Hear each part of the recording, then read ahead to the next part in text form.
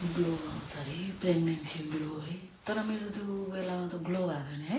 कुनमा त्यो मेरो त्यो भमिट हुने टाइम फर्स्ट टाइम केही छैन है खाली मुख भयो सुत्यो खाली मुख भयो सुत्यो ढल्यो सुत्यो अनि के अरे के भन्छ भमिट भयो वात अनि फेरि आयो जैनाको छुट्टी थियो धन्न त्यो 2 महिना त्यो अगस्त र जुलाई पुरै छुट्टी थियो र मलाई गाह्रो भएन त्यतिखेर चाहिँ पुरै टलक्क टल्थ्यो जस्तो लाग्थ्यो मलाई अनुहार पछि फेरि त्यो मैले त्यो स्किन केयरै गर्न छोडिदिएँ कि स्कुल गयो यो मात्र लगाएँ सनब्लक लगाउनु पर्ने रहेछ कि सधैँ सनब्लक लगाएन भने स्किप गऱ्यो भने आउँदो रहेछ कि यो के लगाउँछ खै अरू भिटामिन सी अहिले भर्खर लाउन युज गरेँ कहिले खाँदा कस्तो हुन्छ मन कहिले नै युज गरेँ गार्नियरको निभियाको हो यो मलाई मन परेन यो लिप गार्डै हो कि यो वास्तवमा तर कलर आउने लिप गार्ड हो कि के भन्छ अरे मेलानिन हार्मोन प्रड्युस हुन्छ अरे अनि त्यसले स्किनहरू डार्क बनाउने पोतो आउने अलिकति केही नहुने ऱ्यासेसहरू आउने होइन मेरो अनि मैले त्यो बेल्जियममा पुरै मैले स्किप गर्दाखेरि हेड पनि नलगाउने त्यही एउटा सेराफिल लगाएँ पाउडर साउडर लगाएँ अनि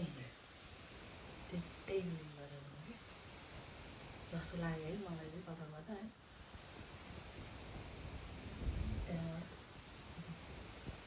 अलिकति केयर त गर्नु पऱ्यो नि आफ्नो लागि पनि स्किन केयर त छुट्याउनु नहुँदो रहेछ जति बुढी भयो नि के हो मान्छेले कति मेकअप गरे कति टाउनु परेर भन्छ तिनीहरूको के टाउको दुखाइ हो आफ्नो स्किनलाई केयर गर्नु पनि कसले त्यो पनि लिएर जानु हस्पिटलमा मेकअपको सामान लिएर जानु पऱ्यो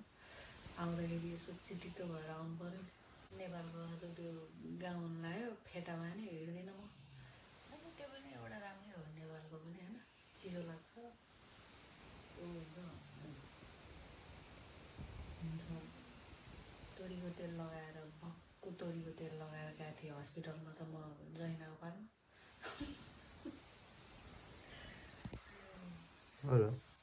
कपालमा झ्याप्प तेल के भएर गयो होला सुत्केरी नै जस्तो गरेर हस्पिटल अहिले मलाई सम्झिँदा किन लगाएछु मैले किन मानिछु जस्तो लाग्छ त्यतिखेर चाहिँ किन माना थियो त्यो भएर त्यतिखेर अब कि नेपालको चलन होला भनेर नि त्यस्तै हो भने त्यो हस्पिटल जाँदाखेरि झ्याप्पै सुत्केरी जस्तै पाराले हिँडेको थियो हो त त्यहाँबाट चाहिँ झ्याप्प चुप्पै कपाल हेऱ्यो तेल नै तेल जिउ हेऱ्यो तेल नै तेल तिम्रो कपाल त कति राम्रो भयो यतापट्टि लगाउँदा के राम्रो कस्तो राम्रो पर्ने भएछ अस्ति झन् कति राम्रो थियो कपाल बढै थियो मेरो अस्ति कपाल अहिले चाहिँ फेरि घट्न त अहिले फेरि के घट्न थाल्यो काटिदिएको ए घट्न थोरै काटिदिएको टुप्पो ऊ भएको पलायो भनेर अब बेल्जियममा हुँदाखेरि त्यो मेरो हार्मोनले फेरि कपाल बढाएको थियो फेरि त्यति चाहिँ फाइदा भएको थियो पहिले नबढ्ने बढ्यो नि बिस्तारै बढ्ने होइन तर अस्तिको बालमा त वा त बढाएको थियो तेल लगाए नि नलगाए बाक्लो भएको थियो अब त्यही हो हावापानी चेन्ज हुन्छ घरिको यता घरिको उता भएर ओ mummy mummy mummy mummy mummy I can't video जैना यहाँ मामुलाई सम्झेर छटपटे छ मामु कहिले आउँछ भनेर हैरान सोधेर हैरान गरेपछि म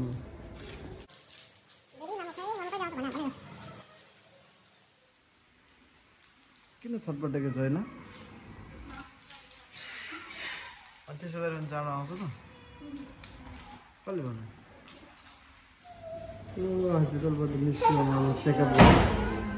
त्यही भयो क्या तिमीले जे भन्यो त्यही हो त्यही चेक गरे कस्तो भयो अब पर्सि आएर 9 बजे कति बज्यो 9 बजे पर्सि भन्नु 4 तारिक त्यतिखेर बस्नु पर्छ अहिले बस्नु पर्दैन अहिले चाहिँ बस्नु पर्दैन लास्ट टाइम मिस गऱ्यो हामीले खै ब्याग खै पछि नै आयो मेरो त गल्दै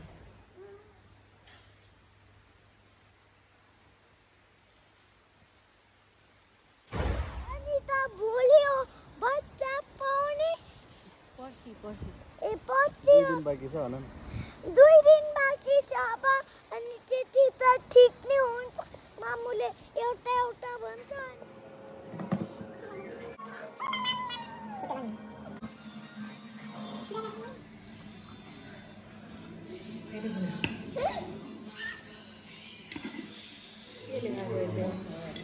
We already finished.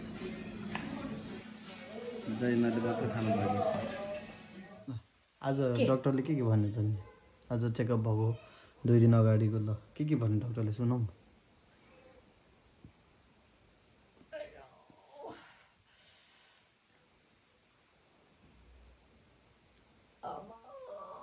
यति त सहनु सक्दैन झन् त्यो लेबर पेनमा सम्झिन सक्दैन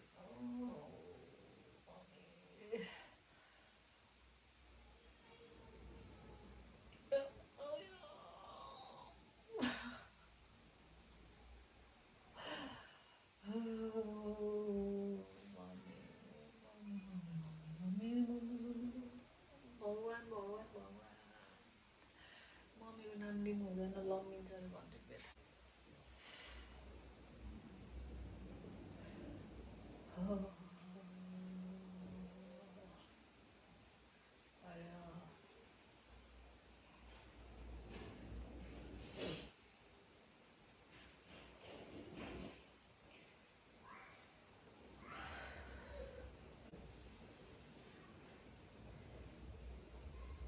मैले भने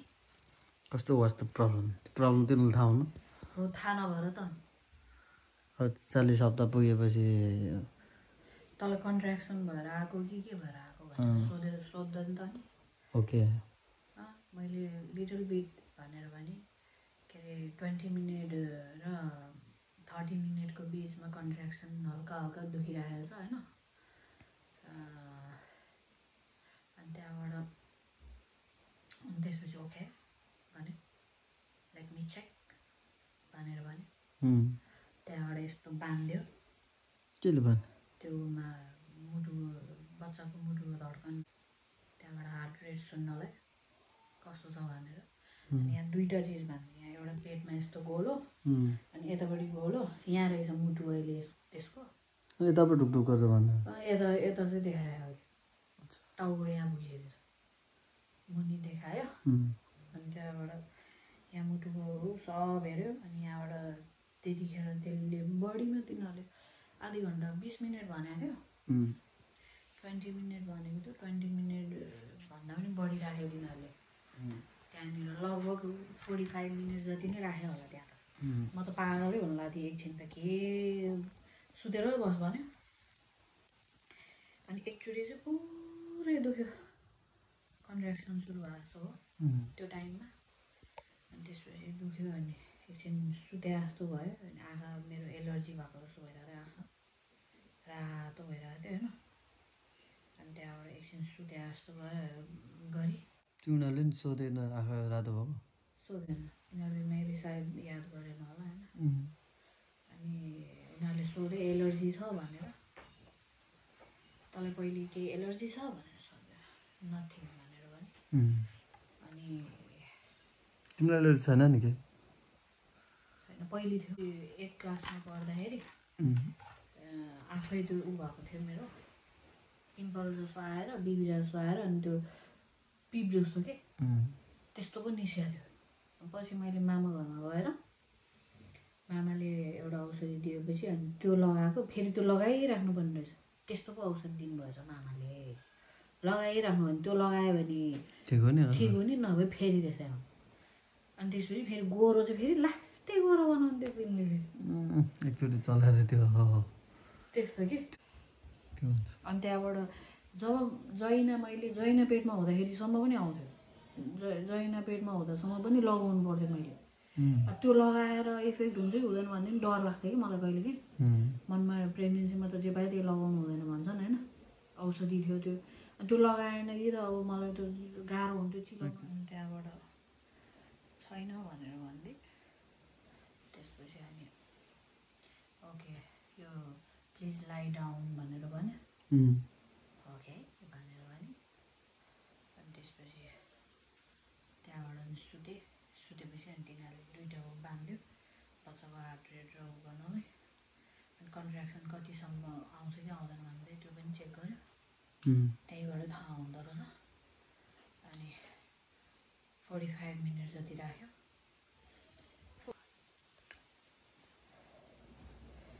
अनि त्यसपछि होइन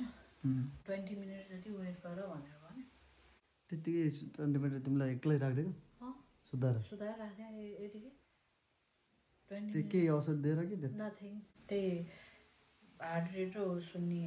हुन्छ बेल्ट जस्तो कि बेल्ट जस्तो राखिदिँदो रहेछ अब फेरि हस्पिटल गयो भने मैले त्यो त अनिवार्य गर्छ त्यो पनि पहिला नि गरेको थिएन भन गरेको थिएँ हस्पिटल जानुभन्दा अगाडि खुब डराइरहेको छ के कुरामा चाहिँ डर लाग्थ्यो भन नडराइ ए दुनियाँ दिवाना नि अब लेबर पेन हुन्छ यिनीहरूले मलाई इन्ड्युस गरिदिन्छ अब लेबर पेन सुरु गरिदिन्छ यिनीहरूले मलाई मार्ने भयो भने जस्तो फिल भएको थियो मलाई म पहिलेको अगुल्टाले के भन्थ्यो बिरालोलाई हान्दाखेरि बिजुली चम्कियो नि तर्सिन्छ भने जस्तो होइन त्यस्तै भएको छ म अहिले म त सक्दिनँ के अगुल्टो के अरे मलाई त बुझेन बिजुली चम्किँदाखेरि अगुल के भन्थ्यो यार त्यो भनाइ नै आएन मलाई अहिले सम्झ न एकचोटि के पो त्यो अगुल्टोले हाने बिरालोलाई बिजुली चम्किँदा नि तर्सिन्छ भनेर भन्थेँ होइन त्यस्तै भएको छ मलाई त्यो लेबर बिरालो कि कुकुर बिरालो ब्लड टेस्ट गर्यो भनेर सोध्यो मैले गरेको छैन तैँले उमा के गरिस् त किन त्यहाँको डक्टरले तँलाई भनेन केही पनि भनेर भने फर्स्ट सेमिस्टर मात्र गरे पछि लास्टमा नि गर्नु पर्दो रहेछ नि त यहाँ थिएन ब्लड टेस्ट गर्ने भनेर भनेको थिएन नभए त गरिहाल्थेँ नि म छुट्याउँथेँ 35 विक्समा गर्नुपर्ने होला हामी 33 मा देखिने त त्यहाँबाट होइन त्यही भएर तिनीहरूको गल्ती छैन अनि आज चाहिँ अब मलाई अलिकति बच्चा अलिकति मुभ भएन होइन मुभिङ थोरै के अरे कम भयो महसुस भयो अनि त्यसपछि अलिकति कन्ट्र्याक्सन लिटल बिट भनेर गरिदिएँ होइन अनि कन्ट्र्याक्सन आयो भनेर भनिदिएँ अनि त्यसपछि ओके देन भनेर भने अनि तेरो ब्लड टेस्टको कहाँ छ पहिलेको भनेर भने फर्स्ट ट्राइमेस्टरको मेरो हस्बेन्डसँग छ भने उसले अनि दबाई लिएर आयो अनि त्यहाँबाट ल्याएर हेऱ्यो सबै हेऱ्यो ठिक छ भनेर भने अनि त्यहाँबाट अनि भनेर भन्यो ओहो अब ब्लड टेस्ट गर्ने होला भने जस्तो लागेको थियो लास्टमा त होइन रहेछ यहाँ सुत भनेर भन्यो त्यहाँ पनि होइन त्यहाँबाट सर्भिकल चेक भयो एन्ड देन सर्भिकल चेकअप भनेको भित्र अब कतिको भएको छ भनेर सबै जग्गा भित्र अब बच्चाको ग्रोथ सबै होइन कति सेन्टिमिटर खोल्या छ छैन घर होइन अनि प्लस अब इन्फेक्सन छ कि छैन अब प्लस म्युकस कति आएको छ कि छैन त्यो सबै हेर्छ होइन अनि त्यसपछि अब यो डेलिभरी गर्ने टाइम कतिको भयो त्यो सबै थाहा हुँदो रहेछ नि त त्यहाँबाट के होइन उनीहरूले त्यसरी टेस्ट गर्दो रहेछ अनि त्यही भयो अनि लास्ट टाइम नै पेन भयो मेरो खुट्टा कामेर पनि के भयो होइन मेरो मुटुले ठाउँ जोडिसकेको थियो त्यही पनि सहेरै बसेँ सहनै पर्यो सहन नसहेर भएन होइन अनि त्यहाँबाट अनि तिनीहरूले 1 मिनट जति फर्स्टमा हो त्यो टङ टाइपको भित्र हालेर अनि तिनीहरूले चेक गर्दो अनि सफा गर्दो रहेछ त्यसपछि घुमाइदिँदो रहेछ यस्तो गरेर घुमायो त्यसपछि झन्डै मर्या म होइन अनि त्यसपछि भयो होला नि त ल भनेर त्यति त सहेँ मैले फेरि भयो होला भनेर उठ्न लाग्यो त होइन भएको छैन अनि त्यसपछि अनि अझै भएन भनेर भन्यो छैन अझ अर्को चेक गर्नु छ भनेर भन्यो एहो भनेर भन्यो अनि त्यहाँबाट अनि उनीहरूले ग्लोभ्स लगायो फेरि ग्लोभ्स लगाएर जेल लगाएर फेरि के अरे ह्यान्डबाट पनि गर्दो रहेछ चेकअप होइन अनि त्यसपछि अनि उनीहरूले त्यो चाहिँ कतिको घर खोल्या छ छैन भनेर त्यसबाट थाहा हुँदो रहेछ होइन अनि तिनीहरूले फेरि त्यो चाहिँ मलाई केही पनि भनेन कि अनि त्यसपछि तिनीहरूले चाहिँ अब त्यो इन्फेक्सन कतिको भएको छ अब त्यो पनि हेर्दो रहेछ क्या भित्र इन्फेक्सन भएको छ कि छैन भनेर पनि हेर्दो रहेछ तिनीहरूले थाहा पाउँदो रहेछ अनि त्यसपछि मेरो ब्लड आयो यो ब्लड एकदम राम्रो हो नर्मल हो भनेर भन्यो तेरो अब रेडी छ अब भनेर भन्यो मलाई अनि त्यसपछि यदि केही गरेर फेरि पनि अर्को धेरै नै ब्लड आयो होइन यो कारणले ब्लड आयो भने फेरि तुरुन्तै आइज भनेको छ होइन नबस् भनेको छ भनेर भन्यो अनि त्यहाँबाट फेरि त्यो चेक पनि भयो मैले सहे त्यो पनि होइन अनि त्यहाँबाट चेकअप भयो अनि साउन्ड भन्नाले अल्ट्रासाउन्ड जस्तै हो अनि त्यो चाहिँ बच्चा कति केजीको छ भनेर ग्रोथ कति भयो भनेर होइन हेर्नलाई अनि उनीहरूले त्यसपछि पेटमा उ गर्यो अनि त्यतिखेर सबै हेऱ्यो नाप्यो टाउको साउको नाप्यो हात खुट्टा सबै नाप्यो अनि everything is normal baby is moving a lot very healthy baby and मेरो ग्यास्ट्रेसनल डायबिटिज छ त्यो चाहिँ एउटा प्रब्लम छ भनेर भने तैँले के उ गरेको थिइस् इन्सुलिन तैँले के मेडिकेसन लिएको थिइस् त्यसको लागि भनेर भने मैले लिएको छैन भनेर भने नथिङ भनेर भने किनभने म उता हुँदाखेरि होइन म वाक गर्थेँ एक्सर्साइज हुन्थ्यो मेरो होइन धेरै नै अनि त्यसपछि ब्यालेन्स डाइट हुन्छ नि डाइटमा मैले ध्यान दिएको थिएँ भनेर भनिदिएको थिएँ अब मैले जब यहाँ आएँ मैले गरेकै छैन गर्नै पाएन होइन गरेकै छैन भनौँ भनेर भन्यो अनि त्यसपछि ओके भनेर भन्यो अनि त्यसपछि उनीहरूले सब ठिक छ तेरो बच्चा 3 केजी 700 ग्रामको छ भनेर भन्यो अनि त्यसपछि म एकदम खुसी भएँ अनि त्यसपछि अनि ल ठिक छ भनेर भन्यो अनि त्यसपछि मलाई एपोइन्टमेन्ट कहिले पाउँछ त भनेर मैले सोधेँ ल ठिक छ तैँले अब आज र भोलि तँलाई गाह्रो भयो भने त तुरुन्तै आइहाल्यो इमर्जेन्सीमा नभए त तेरो मार्च 4मा रहेछ डेलिभरी डेट भनेपछि त बिहानै आएर बस् भनेर भन्यो म एपोइन्टमेन्ट राखिदिन्छु भने अनि त्यसपछि म खुसी भएँ झन् वा त्यसपछि त म ह्याप्पी भइहालेँ त्यति भनेपछि थ्याङ्क गड त्यसपछि अनि लेटर एउटा उसले उ गरिदिइहाल्यो मानिहाल्यो त्यसपछि अनि म आएँ द्याट्स इट 4 गते बिहान 9 बजी बोलायो नि त 9 बजी आउनु सिधै आएर बिचसम्म कुनै इमर्जेन्सी भएन भने डाइरेक्ट आउनु भनेको छ 9 बजी त्यसपछि के छ तिम्रो प्लानिङ कस्तो फिल भएर त्यसपछि त डर लाग्यो मलाई एकदम डर लागेको छ मलाई डराउनु चाहिँ किन पऱ्यो भने तिमीलाई म बुझ्दिनँ तिमीले त भोगिसकेको फिल गरिसकेको पनि म फिल गरेँ नि म त्यो पीडा म सहन सक्दिनँ फेरि दुईचोटि सहन पनि गाह्रो हुन्छ नि जैनालाई पनि त्यही कुरामा गाली गर्छ एकचोटि गरिसक्यो तिमीले फेरि नेक्स्ट टाइम गर्न त्यो कुरा गर्नलाई डराउनु हुँदैन भनेर म भन्छु तिमी पनि त्यही तिमीलाई पनि भन्नुपर्ने मैले I can't tolerate that. हो त्यो त अनि जसरी पनि गर्नै पर्ने चिजमा नि अनि भागेर हुन्छ त समस्यासँग र उसँग भाग्न त सकिँदैन भाग्नै पर्छ मैले सोध्न पनि सोधिसकेँ भ्याइसकेँ मैले डक्टरलाई के सोधेँ मलाई एकदम गाह्रो भयो भने के अनि त तैँले के दिन्छस् मेरो सी सेक्सन गराइदिन्छस् कि मेरो के छ त एपिड्युरल छ के अरे यो के अरे तेरो राइट हो तैँले मागिस् भने हामी दिन रेडी छौँ भनेर भन्यो